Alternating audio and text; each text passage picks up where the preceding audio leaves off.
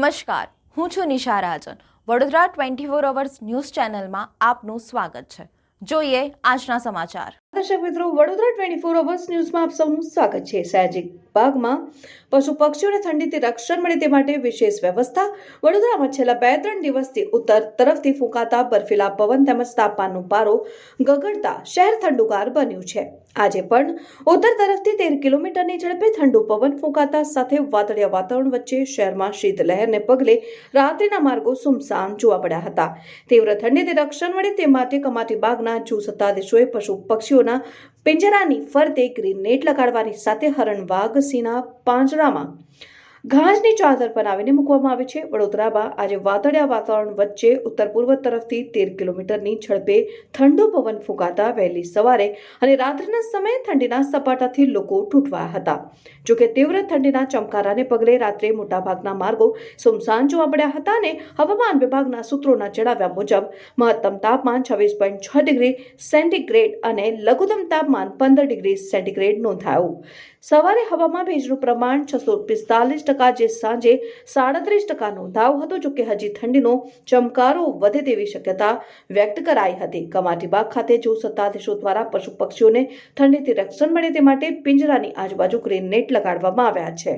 નમસ્કાર, હું જણાવવા માંગીશ કે વડોદરાના આપણા જે શ્રી સયાજીબાગ પ્રાણી સંગ્રહાલયમાં ઠંડીના ઘટતા તાપમાનથી ઠંડીના સિઝનલ મેજર્સ તરીકે પ્રાણી પક્ષીઓને ઠંડીથી પૂરતો બચાવ મળી રહે તે માટે તમામ તકેદારીના પગલાં લેવામાં આવ્યા છે. જેમાં ખાસ ધ્યાન દોરીએ તો વાંદરાઓ જે સેક્શનમાં અત્યારે મૂકવામાં આવ્યા છે ત્યાં રોજે તાપણાની વ્યવસ્થા કરવામાં આવે છે અને વાંદરાઓ જે છે તાપણા થકી ગરમી રાત્રિ સમય દરમિયાન મેળવી શકે છે.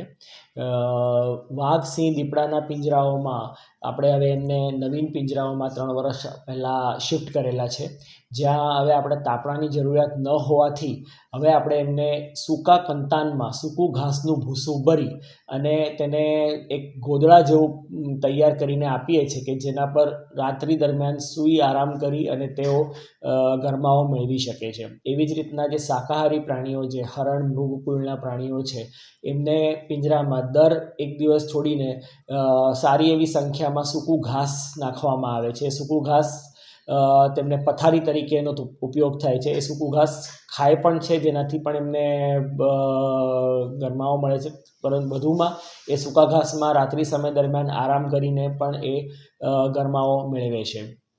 પક્ષીઓની ખાસ અહીંયા વાત કરીશ તો પક્ષીઓનું જે શરીરનું તાપમાન હોય છે એ સ્તનધારી પ્રાણીઓ કરતાં 5 ડિગ્રી ઓસતન તાપમાન વધારે હોય છે. આપણું જનરલી 37 ડિગ્રી જે આપણું નોર્મલ બોડી ટેમ્પરેચર છે, જ્યાં પક્ષીઓનું 42 ડિગ્રી બોડી ટેમ્પરેચર હોય છે. એટલે પક્ષીઓને સ્તનધારીઓ કરતાં ઠંડી વધારે એ લોકો ઝેલી શકે છે. તેમ છતાં આપણે પક્ષીઓની સુરક્ષાના રૂપે જે નાના પક્ષીઓ અને પોપટો છે તે જગ્યાએ આપણે ગ્રીન એગ્રોનેટના પડદા બંધાઈને તેમને રાત્રિ સમય દરમિયાન ઠંડા પવનથી આપણે એમને સુરક્ષા આપીએ છીએ, સુરક્ષા મેળવી શકે છે. જે જળચર પક્ષીઓ છે એમને કોઈ પ્રકારે આની જરૂરિયાત હોતી નથી અને તે રીતના એ લોકો રાતવાસો જે છે એ ઝાડમાં ને એમાં કરી અને ત્યાં પોતાને ઠંડીથી તે લોકો સુરક્ષિત રાખી શકે તેમ છે. વધુમાં જણાવવાનું તો ઠંડી શરૂ થવાની સાથે જ આપણે પ્રાણી પક્ષીઓના ખોરાકમાં પણ ફેરફાર લાવીએ છીએ. સિઝનલ સિઝનમાં ઉપલબ્ધ ફળ, ફળાદી, શાકભાજીનો વાપર કરવામાં આવે છે. શાકાહારી પ્રાણીઓને દાણમાં ગોળ ભેળવીને આપવામાં આવે છે. ગોળ પણ જે સારો ગરમાવાનો ઉપયોગ એ થાય છે.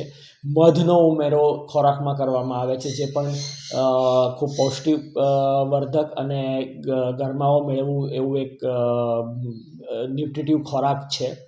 તો એવી જ રીતે આ તમામ પગલાં થકી પ્રાણીઓ પક્ષીઓની ઠંડીથી સુરક્ષા માટેના તમામ તકેદારીના પગલાં ઝૂ વિભાગ દ્વારા લેવામાં આવેલા છે.